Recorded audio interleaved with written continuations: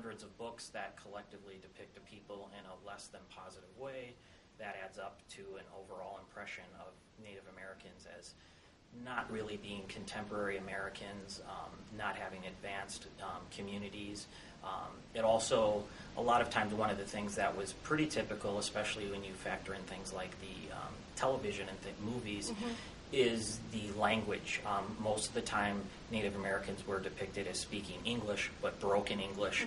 And if they were speaking in their native tongue, it wasn't really made known what that tongue or what their particular affiliation was. And that would kind of be not really polished language. It would be very jarring sounding, and it probably wasn't actually using the native language that they were kind of being depicted as doing. Which, taking off on that point of particularly speaking about language, it is particularly egregious to be talking about or depicting American Indians not using language in a proper way, because they have such a strong tradition in oral traditions, in storytelling. So it's really not accurate to be for that particular portrayal. And one of the things that I ran across in reviewing for this discussion was a statistic that actually surprised me, which was as late as 1995, and I'd have to pull out the article where I saw that, 98% of the books written about American Indians were not written by American Indians. Now, that has changed a great deal. And since 1995. Since 1995. And Joe focused on that and brought that up, that the amount of books written for children by American Indians, the major publishers now are starting to pick up those books. Initially, it was more small publishers that were publishing books that were written by American Indians, but now more and more. You're getting a lot more books that are written by American Indians within their particular cultural group. So it's culturally specific, it's culturally appropriate. So a lot of the stereotypes that you used to see in children's books, you're going to have a much better time with some of the contemporary books that are written by American Indian authors about their own communities. So we have some forward momentum going in this particular area, would you say? Yeah, I think so. I mean, in some of the older books, and you'll see in some of the things to watch for, something as maybe as surprising to us as when you're looking at a picture book, is it I is for Indian? Or, is that an example where you would be using, a list of your listing objects? You're not talking about people. And so is there something like that in a book? Well, right away, you can see that that's a book that is, not going to be the type of book that you might want to choose. And there are a lot of other things along those lines. For example, it could be that other children were dressed up like American Indians, children that were not American Indian, whether it was to depict play or something like that. There's also books where animals were depicted as American Indians. So that's the Richard Scarry children's books include animals, various animals dressed up like American Indians. And there's actually a contemporary book, The 10 Little Rabbits. I don't know if either of you have seen 10 Little Rabbits. 10 Little Rabbits, I think.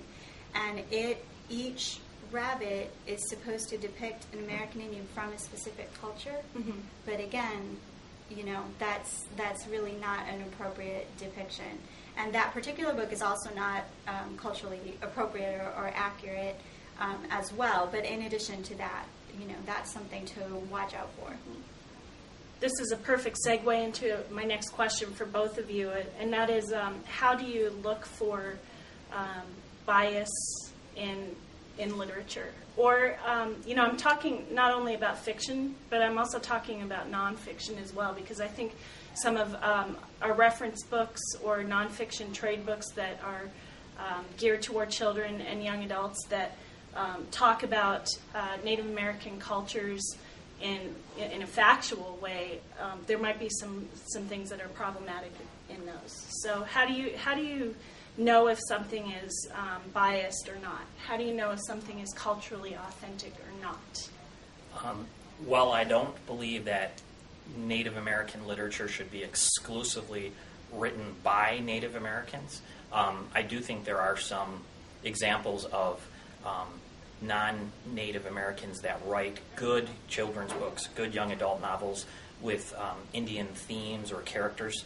But one of the things I would tend to look for is if someone is writing as an outsider about a different group, like the blurb about the author says he or she is clearly a Euro-American ancestry, there's no indication that he or she has worked in a tribal community, has taught at a tribal community, has any sort of connection with the tribal community. If there's no information about that, then I do look at that and I wonder, I wonder why this person is writing about this particular issue. And if you look at a lot of book jackets, obviously have blurbs from people. If you look for people that are praising the book or whatever, and you don't recognize any of the names as Indian insiders, like big name writers or critics of American Indian literature, I'm going to go into that book being a little bit skeptical, and I want to know, why is this person writing about this book when I have no outside evidence that he or she has ties? And so that's when you start going in there, and like kind of what Joyce was saying is, are Indians one flavor in the book? Are all Indians equal? They all are the same. There's one unified language for Pan-Indian culture. We've talked about this before, right? The Pan-Indianism is politically it is a good thing, especially like indigenous movements around the world, kind of not being limited by geography. But when it's being used as a vehicle in children's books, I don't think that it's sending a good message to children that are learning. We're hoping that they're learning to differentiate between groups. And so if we say an Indian is an Indian is an Indian, and there's one language, there's one culture, there's one history, that's doing a real disservice and a bad representation. There's no two ways about it. It's a bad and inaccurate representation of not just Native American history, but American history. And so I do, some people say that you shouldn't ever question the author's intent in higher literature, but I do in general, but especially with children's literature.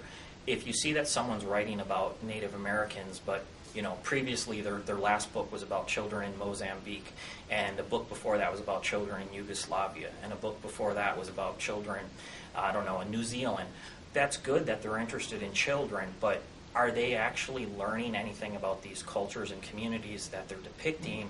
And if not, it kind of gets into that kind of literary tourism thing where it doesn't really matter what the group or the community is. We just want to kind of sell a story about these exotic people.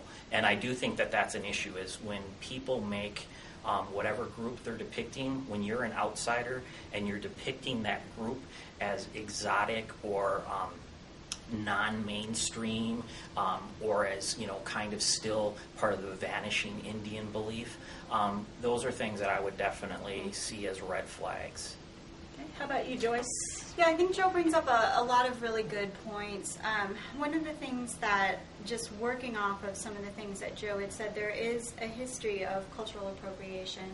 So of Anglo people coming in, listening to and recording folk tales and various aspects of a culture, and then representing them through a Euro-American filter. And so, they may be presenting a story, but it may not be getting at the importance of this story, or it may be reflecting of maybe telling a story, but that story may actually have religious aspects that either shouldn't be told, or perhaps shouldn't be told to a certain audience, or shouldn't be told in the way that it's being told.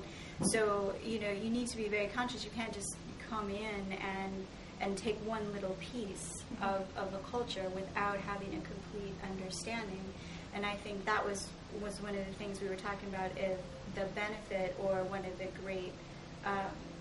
the really nice things about having an author who is from a particular culture, who can express the details of that particular culture, the language, the dress, the hairstyles, because if you're wanting to introduce a young audience to another culture, that's really the best way to do it. And when you start doing sort of pan-Indian things, if you're confusing different objects from different cultures or different dress or different hairstyles.